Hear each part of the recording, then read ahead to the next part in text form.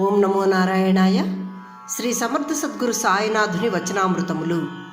బాబా షిరిడీలో ఇలా చెప్పారు: ప్రజలు నాకు ఆహారం ఇవ్వడానికి నా దగ్గరకు వస్తారు. వారు నాకు అందించిన ఆహారాన్ని నేను తిననప్పుడు వారు నిరాశ చెందుతారు. నేను అన్ని జీవులందు ఉన్నాను. ఆకలితో ఉన్న కడుపులన్నీ నా కడుపులే. ఎవరు నిజంగా నాకు ఆహారం ఇవ్వాలనుకుంటారో వారు ఆకలిగొన్న వారికి ఆహారం ఇవ్వండి. నేను వివిధ రూపాలలో కదులుతున్నాను. భక్తితో నాకు ఆహారాన్ని సమర్పించండి. నేను దాన్ని ఏ రూపంలో అయినా స్వీకరిస్తాను.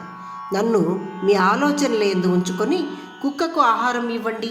కుక్క రూపంలో నేను ఆహారాన్ని స్వీకరిస్తాను. నన్ను మీ ఆలోచనలందు ఉంచుకొని ఎద్దుకు ఆహారం ఇవ్వండి. నేను ఎద్దు రూపంలో ఆహారాన్ని స్వీకరిస్తాను.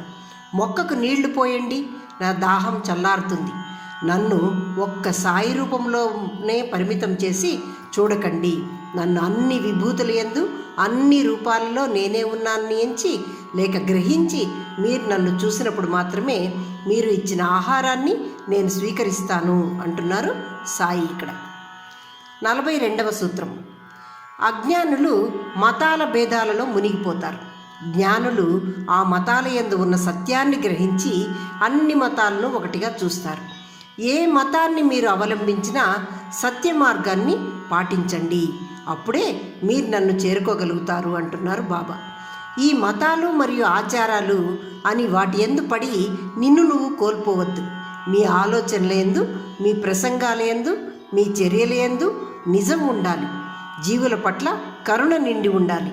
మన ఎడమ చేయి కుడి చేయి వేరువేరుగా అనిపిస్తాయి, కానీ అవి రెండూ పరస్పరం ఒకటే. ఒక చేత్తో చేసే పని కన్నా 2 చేతులు కలిపి చేసే పనులు మెరుగ్గా చేయగలుగుతాం. చర్చలు, వాదనలు, సంఘర్షణలు ఇప్పుడే ఇక్కడి వరకే ఉండేటివే. ఒకరితో పోటీ పడటం అనేది అనారోగ్యకరం. నీకు జరిగిన అన్యాయాన్ని పట్టించుకోకు, కానీ నీవు మాత్రం న్యాయంగానే ఉండుము. ఇతరుల పట్ల మీ కర్తవ్యాన్ని నిర్వర్తించడంలో నిమగ్నమగుము అంటున్నారు బాబా. ఇదే మీ రోజువారీ జీవితంలో లక్ష్యంగా పెట్టుకోండి అంటున్నారు. అంటే మీ కర్తవ్యాన్ని, ఇతరుల పట్ల మీ కర్తవ్యమేమో అది నిర్వర్తిస్తూ పొండి. వేరొకరు నీకు అన్యాయం చేసినా పర్వాలేదు, ఆ అన్యాయాన్ని గురించి పట్టించుకోవద్దు. నీవు మాత్రం న్యాయంగానే ప్రవర్తించు అంటున్నారు బాబా. 43వ సూత్రము. గోప్యంగా మరియు సామాన్యంగా జీవించడం సరళత యొక్క లక్షణం.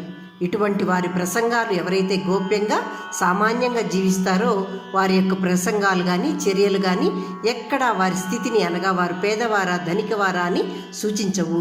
అటువంటి వారు గొప్పలకు పోక దర్పంతో ఏది చూపించుకోరు లేక ప్రకటనలు చేసుకోరు.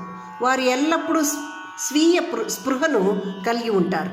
వీరు శరీరము, అందము ఇటువంటి వాటిపై కూడా శ్రద్ధ కలిగి ఉండరు. ప్రేమయే వారి గుణము. ఇలాంటి వారు వారి ప్రేమ గుణ సామ్రాజ్యానికి రాజులవుతారు.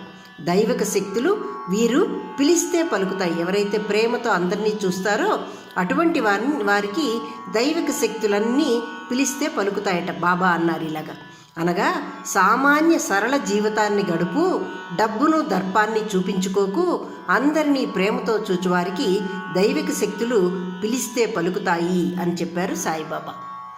44వ సూత్రము. పవిత్ర గ్రంథాలు భగవంతుని రక్తము మాంసము అని వివరిస్తున్నాయి. అంటే రక్త మాంసాలు భగవంతుడు అన్నట్టుగా, అంటే అందరిలోనూ రక్త మాంసాలు ఉన్నాయి, అందరిలోనూ భగవంతుడు ఉన్నాడు అని వివరిస్తున్నాయి. అటువంటి గ్రంథాల అధ్యయనం దేవుని మనకు దగ్గరగా, ఒక స్నేహితుడిగా, పరిచయస్తుడిగా చేస్తుంది. ఎప్పుడైతే మనం పరమాత్మతో సన్నిహిత సంబంధం కలిగి ఉంటామో అప్పుడు మన యందు భ్రమలు మరియు వ్యతిరేక భావనలు తొలగిపోతాయి. ఈ ప్రపంచం యొక్క భ్రమలు ఉన్నాయి కదా, అవన్నీ మనలో తొలగిపోతాయి భగవంతుడు మనకు దగ్గరగా ఉన్నాడు అని భావించినప్పుడు. ఇటువంటి దైవిక సంబంధం మనలో సంఘర్షణ భావాలను పోగొట్టి సామరస్యాన్ని నెలకొల్పుతుంది. ఇటువంటి దైవ సంబంధం జనన మరణ చక్రాన్ని లేక జనన మరణ చక్రం యొక్క గొలుసును లేక పుట్టుట గిట్టుట అనే చక్రము నుండి మనల్ని బయటపడవేస్తుంది. అప్పుడు మనిషి సంసారము మరియు సంసార బంధాలు, మాయా ప్రపంచం పట్ల బంధ విముక్తుడై అపరిమితుడై అనంత స్వేచ్ఛా స్పృహతో షరతులు లేక జీవిస్తాడు. మరియు ఆ దైవిక అనుభవాన్ని అతను అనుభవిస్తాడు. అందువల్ల ఎప్పుడు పవిత్ర గ్రంథాల అధ్యయనం చేస్తూ ఉండండి అని చెప్తున్నారు బాబా. ఓం నమో నారాయణాయ.